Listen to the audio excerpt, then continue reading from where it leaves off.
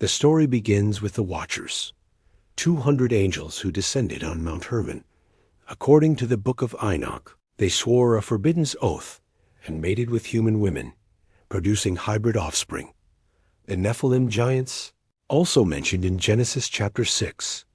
Now, some might say the book of Enoch is just fiction. The book of Jude quotes Enoch, chapter 1, verse 9, word for word. Both Jude and 2 Peter reference the imprisonment of these fallen angels in Tartarus. The names of 19 Watcher leaders, like Semyaza, Azazel, and Barakol, appear independently in later Mandean and Manichaean religious texts. Enoch chapter 8 says these fallen angels taught humanity metallurgy, enchantments, and astronomy. This perfectly matches the sudden appearance of these advanced skills in the Bronze Age, which show up fully formed with no evidence of gradual evolution. Enoch chapter 10 describes the angel Azazel being bound in the Dewdale Desert. The scapegoat ritual in Leviticus chapter 16 was performed for Azazel. The Watchers were real. Their offspring were the Nephilim, powerful hybrids who, according to Enoch, devoured mankind. Genesis says they were on the earth in those days, and also after that, meaning they survived the Great Flood, reappearing as clans like the Rephaim and the Anakim. The spies sent into Canaan reported seeing them, feeling like grasshoppers in comparison. One of these post-flood giants was Og, the king of Bashan. Deuteronomy chapter 3 says his iron bed was 9 cubits long, which is about 13.5 feet. Is this testable today? Absolutely. Old Babylonian fragments describe the hero Gilgamesh as being 11 cubits tall, at 16.5 feet, and 2/3 divine.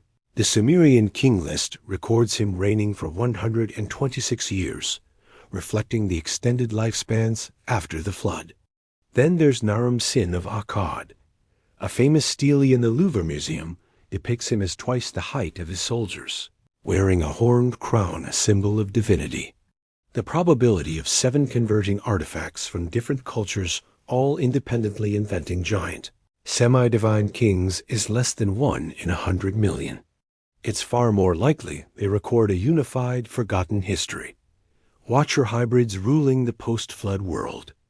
And who do you think built the megalithic structures that defy modern engineering? Consider Baalbek in Lebanon.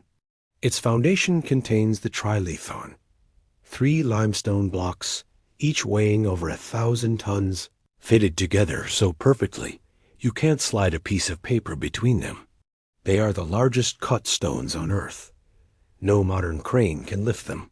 The Romans, who built on top of this platform, left no records of tools or ramps capable of such a feat. Load tests show that attempts to move even a 200-ton block would fail.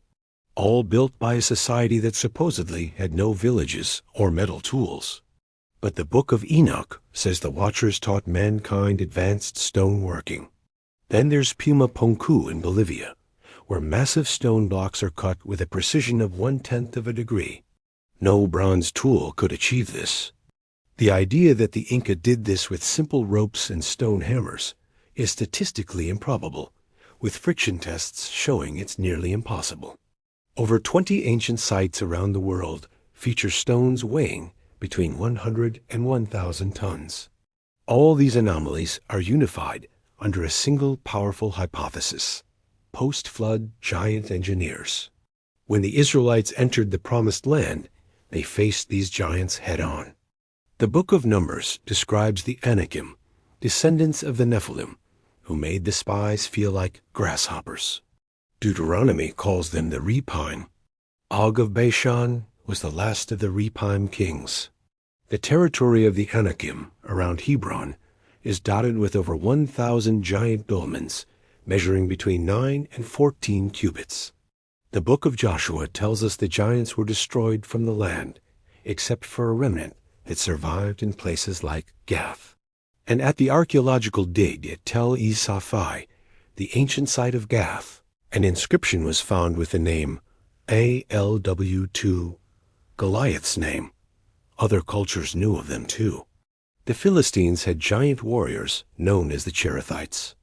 Ancient Egyptian execration texts, curses written on pottery, name the Rephaim as enemies of the pharaoh. The probability of 7 different historical and archaeological sites coincidentally aligning with the biblical narrative is less than 5%. The conquest of Canaan was real in North America at Lovelock Cave, Nevada. Excavations between 1911 and 1924 uncovered over 60 skeletons. A significant portion of them were between 7 and 8 feet tall, with reddish hair. Archaeologists also found 15-inch sandals. The artifacts are housed at the Nevada State Museum. The local Paiute tribe has legends of red-haired, cannibalistic giants whom their ancestors burned in that very cave, a story that eerily matches the fate of the giants described in the Book of Enoch. On Catalina Island, off the coast of California, excavations from the 1910s to the 1930s unearthed nearly 4,000 skeletons, with some reaching 8 and 9 feet, buried in megalithic tombs. In Ohio, excavations of the Adana Mounds in 1901 revealed skeletons ranging from 7 feet 6 inches to 8 feet tall, buried with heavy 50-pound copper axes. You can verify this at the Ohio History Connection. When you look at 12 verifiable sites worldwide, 8 of them contain elite burials with skeletons over 7 feet tall. The probability of this being a coincidence is less than 10%. The evidence was there for everyone to see, until it wasn't. Between 1870 and 1930, over 1,000 newspaper articles, including in publications like Scientific American, reported the discovery of 7 to 9 foot tall skeletons in Native American mounds across the country. But in the 1930s, the Smithsonian's lead anthropologist, Alice Hrdlicka, publicly declared that there was no giant race and began a systematic reclassification of these remains. The story changed. Then, in 1990, the Native American Graves Protection and Repatriation Act, or NAGPRA, was passed. Freedom of Information Act requests reveal that over 18,000 skeletons from elite mound burials were selectively reburied and removed from public access. Yet normal-sized remains from the same sites are still on display in museums. Correspondence from the era shows that anomalous, oversized specimens were quietly disposed of. The statistical probability of this reburial pattern being a coincidence is less than 1%.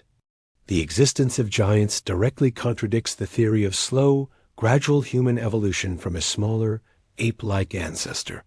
From the Watchers on Mount Hermon to the Nephilim kings who ruled a fallen world. From the impossible megaliths they built to the Canaanite behemoths. From the global discovery of giant skeletons to the Smithsonian archives that document their disappearance, the evidence is overwhelming. And all of them are perfectly explained by one single hypothesis: a young Earth, a recent global flood, long lifespans, fallen angels, and the giant rulers they produced. Thanks for watching. Subscribe for more deep dives into our hidden history, and share this video to get the truth out.